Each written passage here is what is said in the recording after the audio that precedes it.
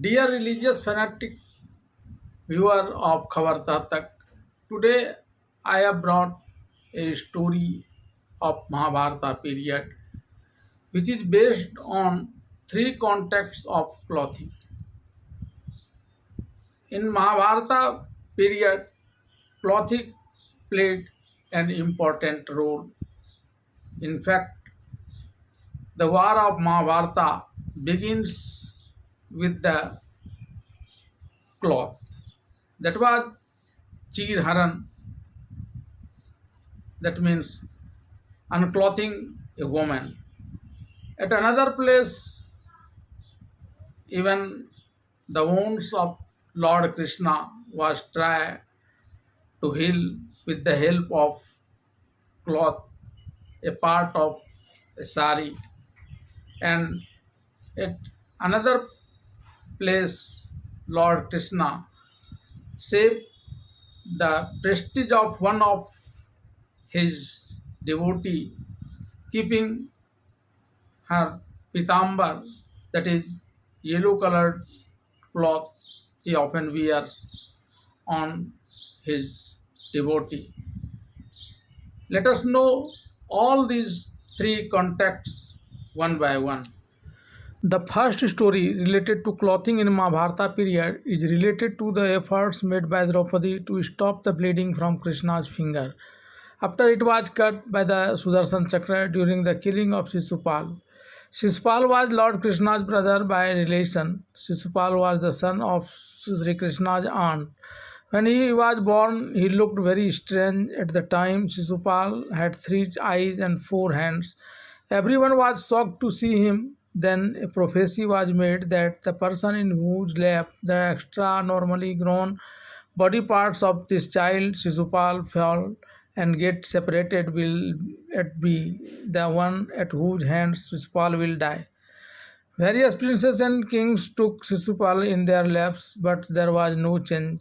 Finally, when Lord Krishna took Shishupal in his lap, his extra arms and eye disappeared. Seeing this, Lord Krishna's aunt and Shishupal's mother became very worried because they realized that their son would be killed by Lord Krishna. Seeing his aunt's distress, Lord Krishna made a promise to her that he would forgive 100 crimes committed by Shishupal at a time. He would kill Shishupal only after he committed more than 100 crimes at one. After this, Sri Krishna aunt also got convinced. She was confident that she would inspire Shishupal not to make so many mistakes at once, but later some such incidents happened due to which Shishupal started hating his brother Sri Krishna very much. Rukmini, the daughter of King Brismaka of Vidarbha, was intelligent, beautiful, and simple by nature. Father Bhismaka was looking for a suitable groom for his daughter's marriage.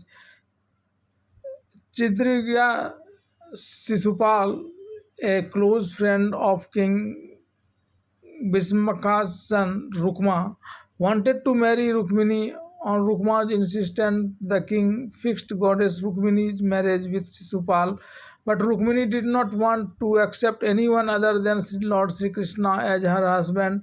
She conveyed her love for Kanha to Sri Krishna through a message. When Sri Krishna came to know about this, he saw Rukmini in trouble and reached Vidarbha kingdom. When Shishupal came to the door for marriage, Sri Krishna kidnapped Rukmini. After this, a fierce battle took place between Sri Krishna and the joint army of Shishupal and Rukma, and Lord Krishna emerged victorious. Krishna brought goddess Rukmini to Dwarka and they were married here, due to which Shishupal started hating his brother Sri Krishna a lot. As the day passed, Shishupala's arrogance and sin grew. He continued to insult Lord Krishna. At the same time, Lord Krishna kept his promise and patiently forgave every crime of Shishupal. Finally, the moment came when Shishupal insulted Lord Krishna in Yudhishthira's Vedic Yajna. He called him a low caste and even made fun of his appearance. During this time, Shishupal crossed all limits of decorum in his arrogance and completed his 100 crimes. After this, Lord Sri Krishna killed Shishupala using Sudarshana Chakra. During this, his finger got cut and it started bleeding. Seeing this, Draupadi immediately tore the end of her sari and bandaged Sri Krishna's finger. Another incident related to clothes in the Mahabharata period occurred when Dusasana, at the behest of Duryodhana, was tearing off the clothes of Draupadi. In fact, the foundation of this was laid when Duryodhana came to Indraprastha with his brother and uncle Sakuni to participate in the Rajasuya Yagya organized by Maharaj Yudhishthira. Here, the architecture of Yudhishthira's palace was such that it often confused people. In this sequence, Duryodhana thought that a place was dry land and put his foot there, but as there was water there, he fell in that water. Draupadi, who was watching from the window of the palace, made fun of Duryodhana by saying that the son of blind men remained blind. Even though Draupadi had said this jokingly, it hurt Duryodhana deeply, and in his mind he made a plan to take revenge for this insult by humiliating Draupadi. His uncle Sakuni had a big contribution in this thinking of his. At that time, the tradition of playing Chaucer was very popular in the royal family. Duryodhana called Yudhishthira to his palace to play Chaucer. In this, Yudhishthira sold off all his possessions one by one and even put Draupadi at stake. Duryodhana won the Chaucer quid pro quo, and after that he ordered the ruler to bring Draupadi to dragging her in front of the court and keep her naked. Following his brother Duryodhana's advice, Dusasana tried to disrobe Draupadi in the presence of Bhishma,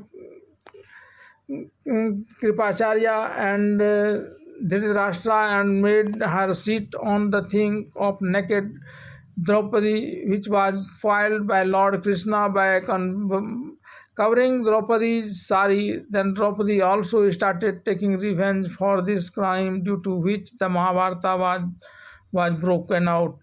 The third incident related to clothes in the Mahabharata period is related to Vidur's wife and Krishna devotee Parsambhavi. The incident informed in that time when Sri Krishna came to Hastinapur as a peace messenger with the aim of averting the Mahabharata war. Here Sri Krishna tells Duryodhana that he will give 5 villages to the Pandavas and allow them to rule Hastinapur happily. Then Duryodhana rejects Sri Krishna's proposal by saying that he will not give even the land equivalent to the tip of a needle to the Pandavas without a war. Not only this, he also abuses Krishna and threatens to tie him up. Then Sri Krishna expanded his power and his body and made Duryodhana unable to do so. And when Vidur asked Duryodhana to apologize to Sri Krishna for this in order to save Hastinapur from getting destroyed, Duryodhana started insulting Vidur by using abusive language. Duryodhana used to do this with Vidura often, but due to the love for his elder brother Dhritarashtra, he used to ignore these things. But this time, when despite his presence, Duryodhana misbehaved with him, and when the elder brother Maharaj Dhritarashtra did not say anything to Duryodhana, he became very distressed. Then he left the court, thinking that if one's words are not heard at this place and one does not have the ability to go one's words accepted, then one should not stay there.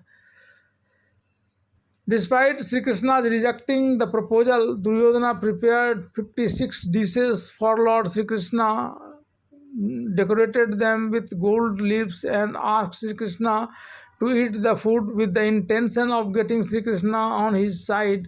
On this, Sri Krishna evaded him by saying that there are 3 reasons behind accepting someone's hospitality and eating food: feeling, effect, and lack. You don't have such a feeling under whose influence your hospitality should be accepted and food should be eaten. You do not have such influence that I would be frightened and accept your hospitality and worship you and taking your food. Nor do I have any such lack that I would be compelled to accept your hospitality and eat your food. After this, Sri Krishna leaves from there and reaches Vidurji's house. While Vidur's wife was only there in the house, Sri Krishna calls out for her Kaki Kaki at the door and talks about feeling hungry. At this time, Vidurji's wife Parsambi was taking a bath, but as soon as she heard Sri Krishna's words, she forgot her state and opened the door in the same form and started taking Sri Krishna inside by holding his hand. As soon as Sri Krishna saw her in that state of love, he immediately put his yellow cloths over her body and adorned her with cloths and ornaments, and she was not even aware of that. Love crazy Parsambhavi was not even aware of her body. She was only thinking that Sri Krishna was at the door and was hungry. Parsambhavi took Sri Krishna by the hand and pulled him inside. She was curious to know what to feed Sri Krishna to satisfy his hunger. In this state of love, she made Sri Krishna sit on the upside down stool. Parsambi ran inside and brought bananas to feed Sri Krishna. She was so engrossed in the love for Sri Krishna that she kept peeling the bananas and giving the peels to Sri Krishna to eat. Sri Krishna was also enjoying eating banana peels under the influence of Parsambi's unconditional love. Just then, Mahatma Vidur came. He stopped there in surprise for some time. Then he scolded Parsambi. Then she realized, and with repentance, she became angry with Lord Sri Krishna, and with simplicity of her mind, she started reprimanding him. You gave the peel to Syam. You forgot your body and mind. Why did you eat it? Why did you forget your senses? God laughed at this simple speech. God said, Vidurji, you came at a very odd time. I was feeling very happy. I was always unsatisfied with such food. Now Vidurji started feeding Lord Krishna banana pulp. God said, Vidurji, you fed me bananas with very attention, but I don't know why this is not tasty like the peel. Hearing this, Vidur's wife's eye started to fill with tears because she understood that God is hungry only for the devotion.